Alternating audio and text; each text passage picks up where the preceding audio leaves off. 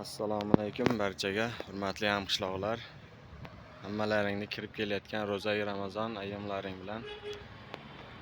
Xudo xolasa mana kartoshka, piyoz, sabzi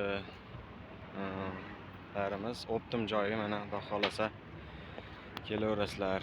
Hop, ichadigani bor. Hop, mana urug'li kartoshkalarimiz ham kelgan. Piyozlarimiz ham bor. Mana urug'likka qancha desalaring mana hammasidan bor. Ashla urug'li kartoshka kelaverasizlar mana xudo xolasa. Kartoshka, piyoz, sabzilarda optim joyi mana shu yerda.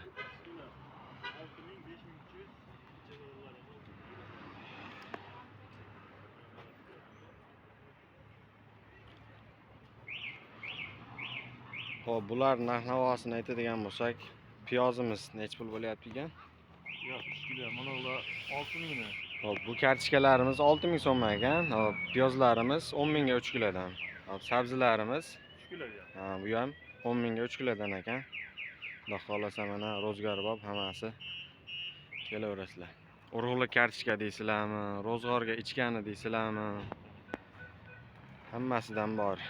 Mana urug'li kartoshkalar 5300 so'm beryapmiz. Hop, urug'li kartoshkalarimiz narxi 5300 so'm ekan. Mana doim ishqilagani bor. Tayyor ishqilagani, ekishga tayyori 6000 so'mdan ekan. Piyozlarimiz ham bor mana xudo xolasa.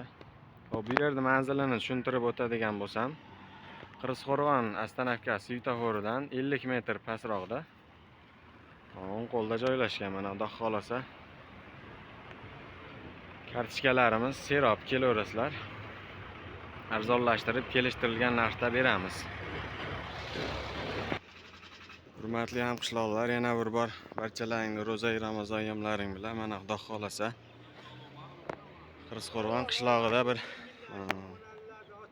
ro'za Ramazon oylariga mana yarmarka arzonlashtirilgan yarmarkalar tashkil etib qo'ydik. Mana xudo xolasa olma, badring,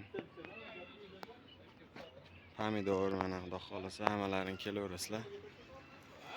Xudo xolasa qidirgan narsalaringizni topasizlar. Mana simichka, yong'oq, holva deysizlarmi, ko'kat deysizlarmi, kelaverasizlar mana.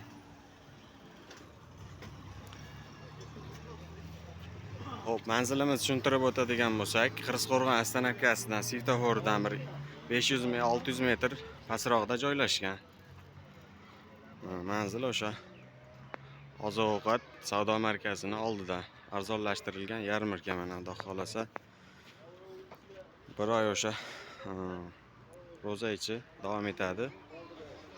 Har kuni bo'ladi xudo xolasa mana kelaverasizlar.